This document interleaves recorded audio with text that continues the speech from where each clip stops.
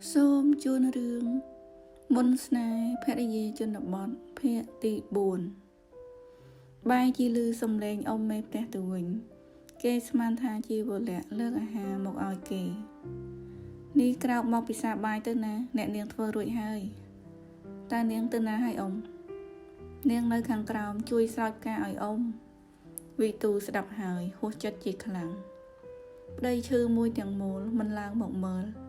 Bài chi tới sao ca từ vĩnh Kê mình prom nghệ xâm lần chan xâm lò Nơi đây nghiêm thơ thơ mừng Ông mê tè tường Chạm nhằm sân tơ lục pro toàn nơi cả đau Tại tật dạ lành ngành hai nè Nhâm lành khuyên hai ông Mình chẳng Lục pro mình toàn bị xa ấy tế tăng bị bật mong nút Nhâm hô mình châu tê Bà hai chụp sạp hai con mình đăng Bạn chỉ hộp ấy mình cao xong Miên rô chia tay mà đòn Công này dành chẳng ấy lục pro Ông bị bạc chật nè Ta tư ca ai ông đo đầm nắng tư ba ma lục pro ai tư lọt một vinh tế Công ấy ông cùng ai quạt bị bạc chật ấy Ba mình chọn ai quạt bị bạc chật Lục pro cao một nhà mình tích sân tư nè Ông vô cho từ vinh sân cho Khiêm cho xâm ra mình tích Tha hai kê có bật nệ đề từ Ông mê tén có vô hà cho một vinh Vô lẹ khơi hà nơi so tình ọ Niên có xùa Ta con mình nhắm tê ấy ông Có tha mình khuyên tê Có tha bà hai chỉ chích sạp hai một tới Ở vậy có hôm châu đây Ông mê tè nị dây tèng đọ đằng hàm thông bị bạc chật Có đa vô hà từ tục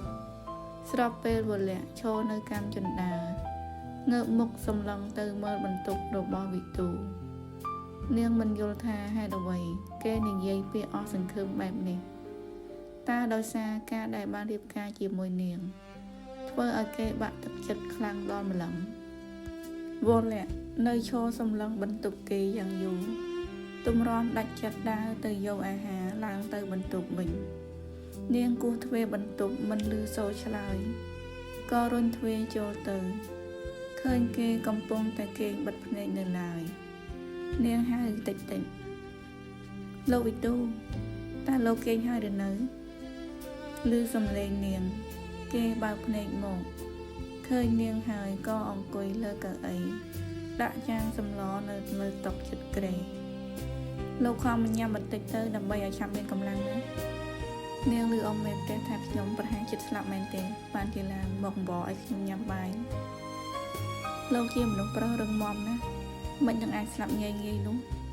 Tai bà lâu mình không nhằm bài tế Chứ ngư lâu nâng căn để đần đàm tiết hai Lâu mình được cần anh thuê cá tế Ta lâu mình khai ba mạng lâu bà rõm tế Phụ con bà hai cho tật lọt một vinh hai Ta niên cho hai phụ con tật lọt một vinh tế Mình cần lộp mặc dù bẹp đi từ vinh Phụ con chỉ cha tôm cô ai cơ rộp lành ná Phụ con tây du bẹp nín Nhóm nực con ná Ta lộp mình nực lực phụ con tế Nhóm nực ta Mình dàng bê chư bẹp đi tiên căn tè nực Chăm nhóm mình chơi con ai tật lọt một vinh sai đi Công ấy Nhóm mình chọn ai con khơi nhóm chơi tê Con nâng bị mạ chất Bạn chẳng lâu không bị xa tơ Tha bần đà Niên đua bọc bò bên chọc kê bần đà Hai niên bần thèm tha Xôm lông con bà rõm rương rồi bọc bụi dương ấy Nhóm men vị thi này dây bạp bụi con hai Vì mình anh ở bần lại đo bên 1 năm tê Bê đần lộ chia sổ bố hai Nhóm nâng ảnh chân bụi con ai tật lọt một vinh Hai nhóm nâng chùm riêng bụi con tha Nhóm nâng lộ mình bán sổ lạnh khné tê Dương mình ai rồi nơi chùm mùi khné bàn đôi chné Dương được bạch khné đói dân tê vị thi Lư niên này dây đôi chné Vì tu đa cầm bông lẹp Bỏ bò bàn bì mặt Có bánh chụp ngoặt tùm bê phliềm Kê xâm lăng mục niên yang một khóc thọ mà đá Hai nước tự đo bệ rồi bò mi mà nè Nơi mình tì bệt đa này dây thà Không mùi bàn bà bún sạch hơi Miên thực chất lọ bẹp này Ta rơi chê sẵn lành niên ở bàn chán Kê tư bạch chạp à rõm thà Vô lẹ sẵn sạch nè Tôm rong một lọ cồn Đai mơ mình chết chân này Kê sẵn tay chluộn bọ bò Vô lẹ pro nhập Dâu tức áo kê phật Lộ dòng mày hai Mình ấy tê Sẵn đây niên nghỉ dậy bánh bánh chỉ ca bật tê Cha màn hai ដូច្នេះសូមលោកកុំពិបាកចិត្តទៀតអីរឿងយើងនឹងបញ្ចប់ទៅដោយល្អវលៈគិតថាវិទូនឹងសប្បាយចិត្តមិនស្ទើរទេការបើបានឡើងញ៉ាំជាមួយនាង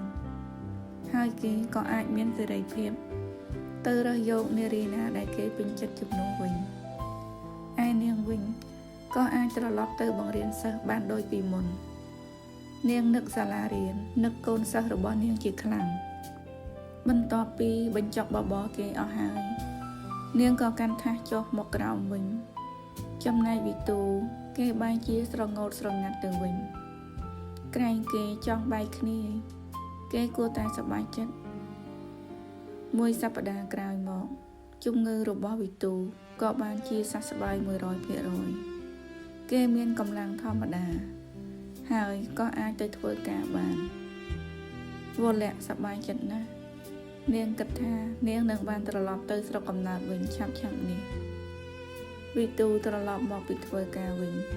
អង្គមេផ្ទះអញ្ជើញគេឲ្យចូលអង្គុយញ៉ាំអាហារហើយគាត់ក៏ដើរទៅរៀបចំនាយចាប់អារម្មណ៍ថាមិនឃើញវលៈគេក៏សួរតើវលៈទៅណាហើយអ៊ំនាងទៅផ្សារហើយប្រហែលជាត្រឡប់មកវិញហើយអូនោះនាងមកដល់ល្មម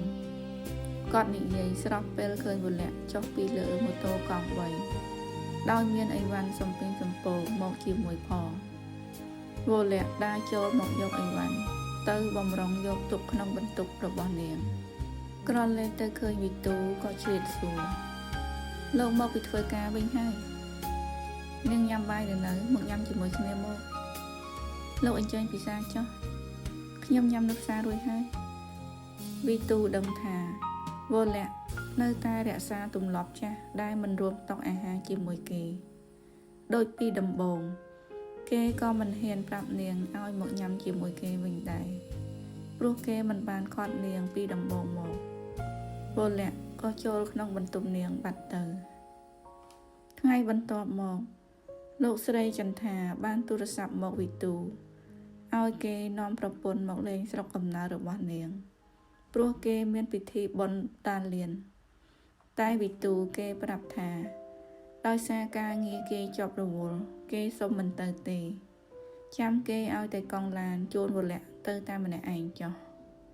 វលៈសប្បាយចិត្តណាស់ព្រោះបានទៅលេងស្រុកកំណើតហើយនាងនឹងយកឱកាសនេះជម្រាបចាស់ទុំពីរឿងនាងតែម្ដងស្អែកឡើងវលៈកំពុងរៀបចំអីវ៉ាន់ដាក់ក្នុងថង់វិទូមកគោះទ្វេបន្ទប់គេសួររួចហើយឬនៅចាស់រួចហើយហេតុអីក៏អីវ៉ាន់ច្រើនម្លេះអូចាស់គឺអីវ៉ាន់ទិញផ្ញើកូនសិស្សតិចតួចបែកពួកគេយូរខ្ញុំនឹកពួកគេក៏គិតថាចង់មានអ្វីផ្ញើគេខ្លះវិទូសម្លឹងមើលក្នុងបន្ទប់របស់វលៈឃើញថាស្អាតចេះនាងយកទៅគ្មានសល់ខោអាវមួយសម្រាប់ក្នុងទូសោះគេស្រាប់តែបុកពោះផើតហើយក៏ដើរទៅជិតនាងយកដៃចាប់ដៃនាងទាំងពីរឡើងមកកាន់គេធ្វើវាដោយមិនដឹងខ្លួនគេនិយាយប្រាប់នាងពេលចប់ពិធីបុណ្យហើយនាងឆាប់ត្រឡប់មកវិញជាមួយប៉ាម៉ាក់ណាវលៈងើបមើលមុខគេភ្ញាក់ផ្អើលនឹងទង្វើគេដែរតែនាងគិតថាប្រហែលគេចង់ឲ្យនាងមកវិញដើម្បីមកដោះស្រាយបញ្ចប់រឿងរបស់ពួកគេទៅវិញទេនាងឆ្លើយទៅវិញខ្លីៗចាបន្ទាប់មកវិទូក៏ជួយជញ្ជូនអីវ៉ាន់ដាក់ទៅលើឡានបោចេញទៅក្រោមការសម្លឹងមើលមិនដាក់ភ្នែករបស់វិទូគេដូចជាមានអារម្មណ៍រសាប់រសល់និងហេងហាងតែនាងចាក់ចេញពីផ្ទះជាលើកដំបូងចាប់តាំងពីរៀបការមកនាងចេញទៅបានបន្តិចគេក៏ទៅធ្វើការដែរក្រោយពិធីបុណ្យដានលៀនបានបញ្ចប់អ្នកស្រីចន្ទថាក៏បានរៀបចំអីវ៉ាន់ត្រឡប់មកភ្នំពេញវិញតែវលៈបានសុំគាត់នៅផ្ទះបានប្រហែលថ្ងៃសិនព្រោះនាងនៅនឹកស្រុកមិនទាន់រសាយហើយនាងក៏មិនទាន់បានប្រាប់គាត់ពីរឿងរបស់នាងនិងវិទូដែរដោយសារតែចិត្តមិនដាច់ព្រោះឃើញគាត់កំពុងតែសប្បាយចិត្តទើបមិនចង់រំខានលោកស្រីចន្ទថាក៏យល់ព្រមឲ្យនាងនៅផ្ទះលេងជាមួយម្ដាយ 4-5 ថ្ងៃសិន គាត់ក៏ត្រឡប់មកវិញតែពីអ្នកប្តីប្រពន្ធគាត់មិនបានប្រាប់វិទូទេថាវរៈមិនទាន់ត្រឡប់មកវិញពេលដែលវិទូមកដល់ផ្ទះឃើញប៉ាម៉ាក់គេសប្បាយចិត្តណាស់ព្រោះគិតថាវរៈក៏ត្រឡប់មកវិញដែរក៏ដើរត្រយទៅក្នុងផ្ទះងាកសម្លឹងសពគ្រប់កន្លុកកន្លៀតមិនឃើញក៏ដើរទៅបើកទ្វារបន្ទប់នាងនៅតែមិនឃើញស្រមោលលោកស្រីចន្ទថាឃើញកូនដើរឆ្លេឆ្លាទំនងរកប្រពន្ធគាត់ក៏ប្រាប់រកប្រពន្ធមែនទេកូនវរៈមិនតន់ត្រឡប់មកវិញទេនាងប្រាប់ថាចង់នៅលេងម្ដាយនាង 4-5 ថ្ងៃទៀតសិនព្រោះមិនតន់បាត់នឹកវិទូលឺហើយនៅស្ងៀមក៏ដើរឡើងទៅលើចូលទៅក្នុងបន្ទប់គេបាត់ទៅដោយមិនខ្ចីទាំងហូបបាយឡើយអ្នកស្រីចន្ទថានិយាយទៅប្តីប្រហែលនឹកប្រពន្ធខ្លាំងហើយបានជាសុំបីតែបាយក៏មិនញ៉ាំ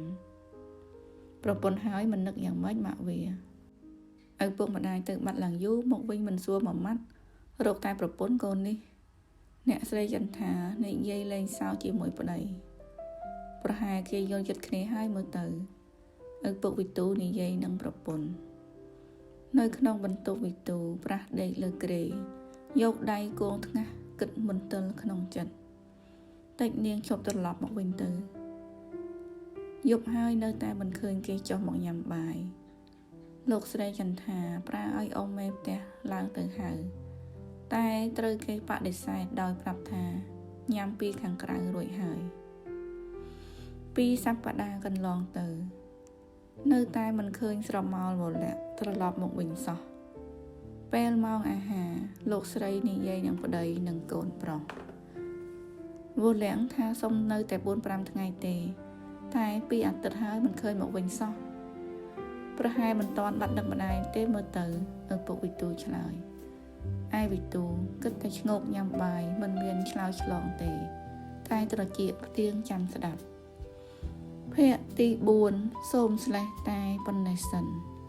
សូមអរគុណ